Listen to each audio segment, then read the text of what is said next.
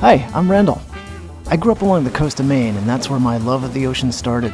I sailed over 10,000 miles in my 20s, and after hanging up my Fowleys, I rediscovered my love of the bicycle. Both cycling and sailing connect me to nature and give me a sense of freedom and adventure. Now, I'm going to try to combine the two. I bought this old sailboat with the goal of sailing it to the Caribbean and then to Europe to do some epic sailing and exploring by bike. But first, I've got to refit and modernize this big old classic. Oh, and I'm on an insanely tight budget, so I'm going to do as much of the work as I can myself while having a little fun along the way. And I hope you come along for the ride.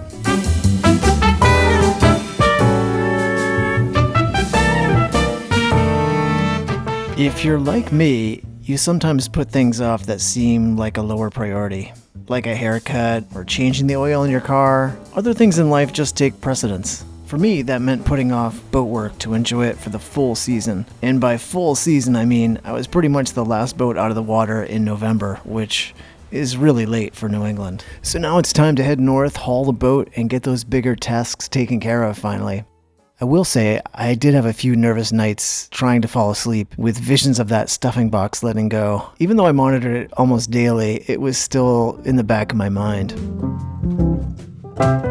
Because it was late in the season, there is no shuttle service in the harbor, which meant I had to grab my long neglected dinghy and row it out to the boat. Remember, I'm on a tight budget, so I'm definitely too cheap to buy a motor. It was the last row of the season, and let me tell you, I got a serious 1-hour workout into a very stiff fall wind with some decent chop.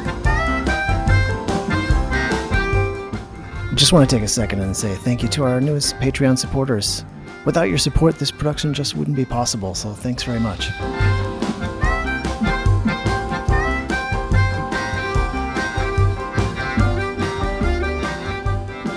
Here in New England, weather is something we all keep an eye on. So when you have one of those amazing fall days that feels like a last blast of summer, you really appreciate it. I'm wearing a short-sleeved shirt in November. It's just gorgeous out, and there are almost no other boats on the water.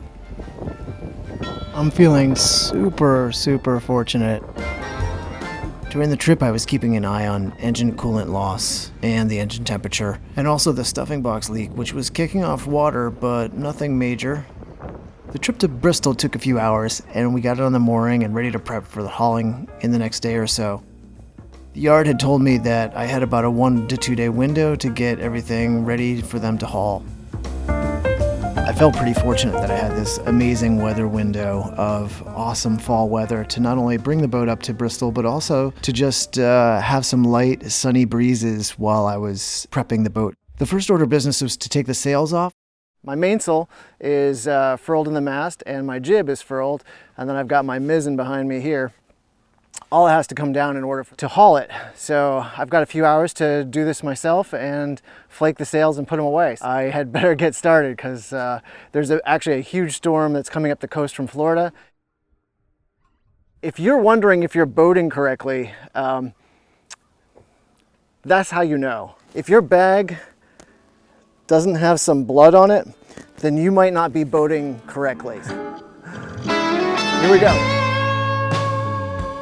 I opted to start with the mizzen because it was the simplest non-furled sail. Just drop the halyard, get it down on the boat, and flake it up. Or if you don't have space, just roll it up and deal with it later. And good to go. Next up is to head up to the bow, and I'm going to deal with the jib. The jib is on a furler unit, which I've got this Harken unit, which I love. It is so easy to use, it is so fluid, and gives me a lot of mechanical advantage. I'm just going to let out the jib sheet and let the wind unfurl the sail, and then I'm going to drop the halyard to get it down on the deck. The way that the jib is connected at the tack and the head is to connect to a swivel point that allows the sail to rotate and wrap around the headstay.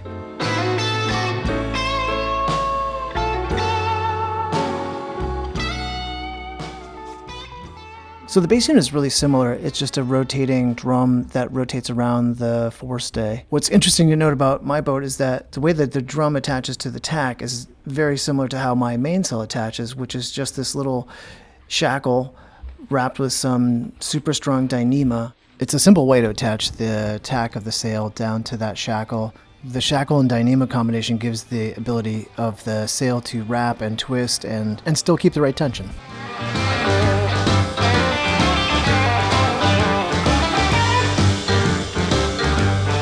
Next up came the big guy. Well, on my boat, the main is actually not that big. First step is to roll out the main. Then I'm going to cut the dyneema that's connecting the tack of the sail to the furling drum.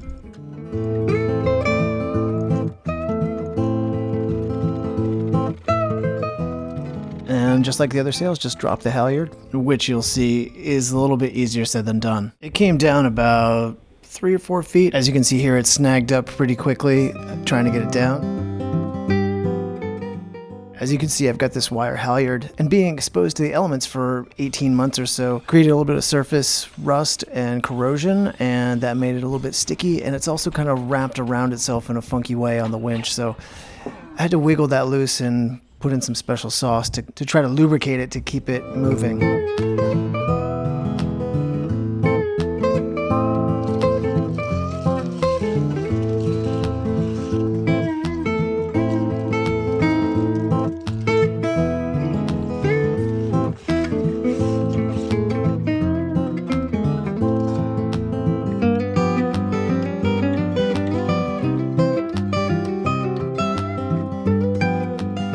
So that concludes, it was about an hour and 15 minutes or so getting the sails down. I've got my big boy main here.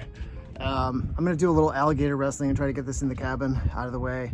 Tidy up the lines, and I think that's pretty much it. I'm kind of done for the day. It's pretty exciting. I'm pretty pumped about it all.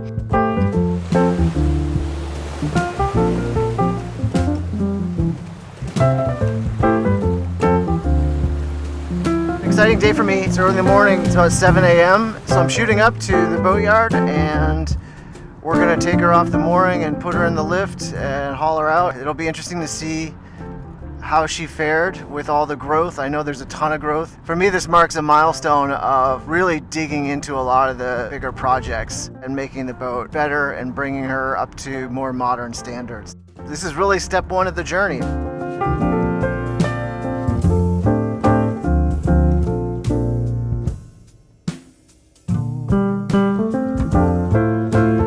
For those of you keeping score at home, that bottom of the boat is supposed to be blue.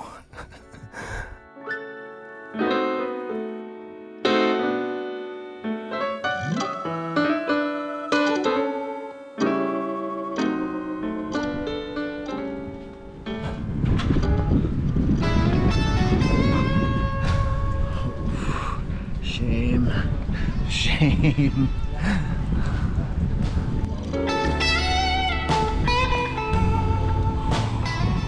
More shame.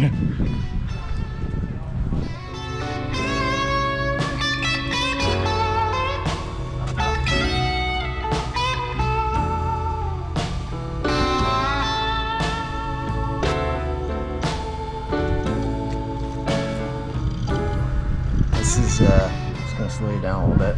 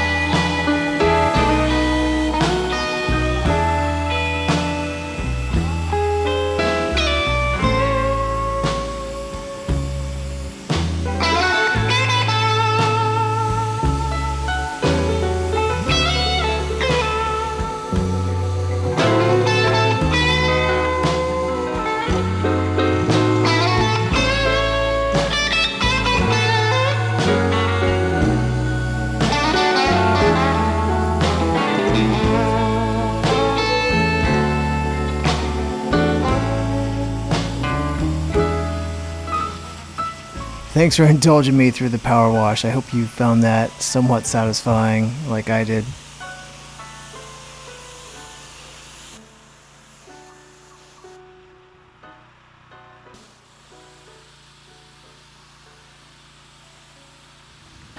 The mussels weren't the only tenacious creatures that were hanging around my boat. You can see the power washing got rid of quite a few extra passengers that had been along for the ride. Can't quite believe how much stuff came off of the boat.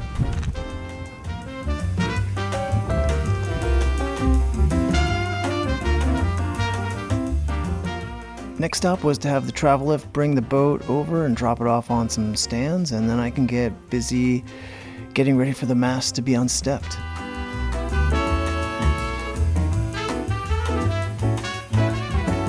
And that's probably a good place to leave it for this week. Next week is going to be prepping for unstepping, unrigging, and transport. Since this is my first time, there's plenty to learn. I mentioned that I'm on a super tight budget, and I think others could benefit from seeing my actual costs. But I don't think I really want to share it with the whole world, so I'm going to be sharing it with our Patreon subscribers. And if you're not into Patreon, shoot me an email through the yachthunting.com website, and I can put you on the email list to get access to it. And if you get something out of it, you can shoot me enough to buy me a coffee, if you like. And again, thanks to our Patreon supporters, because without your support, this show really wouldn't be possible. Thanks very much.